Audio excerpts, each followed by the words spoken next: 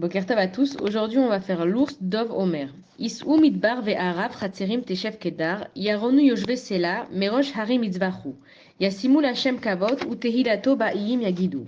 Que le désert et ses villes élèvent la voix, ainsi que les bourgades où demeure Kedar. Qu'ils chantent les habitants des rochers. Qu'ils poussent des cris de joie du sommet des montagnes. Qu'ils rendent hommage à Hachem. Qu'ils proclament sa gloire dans les îles. Alors l'ours, c'est un animal qui se déplace énormément.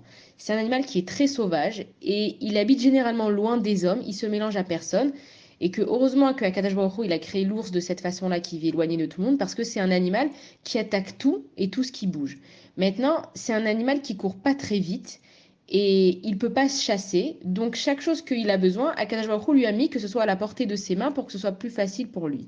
Un ours, il va se nourrir principalement des fruits, des plantes, des noisettes, etc.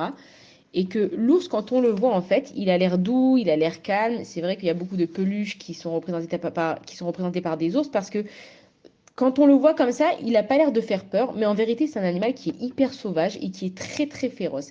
Et la leçon de l'ours, c'est qu'il vient de nous apprendre à pas mettre notre confiance aveuglément dans les nations. Que au début, les goïms, c'est vrai qu'ils peuvent paraître inoffensifs, c'est vrai que on peut se mélanger avec eux, c'est vrai qu'on peut même aller manger chacun de son côté, mais on peut manger ensemble. Mais l'ours il nous apprend que chacun il doit rester de son côté et que quand Machar y viendra, on dit que les ours ils pourront même aller dans les mêmes champs que les vaches sans les attaquer parce qu'une fois que Machar y viendra, il y aura plus toute cette haine et toute cette jalousie les uns avec les autres et qu'on pourra vivre tous ensemble. Mais que jusqu'à là, il faut qu'on apprenne de la même façon que l'ours il reste éloigné et qu'il s'approche de personne parce qu'il attaque tout. De la même façon, nous, les juifs, on doit faire attention en qui on met notre confiance dans les nations.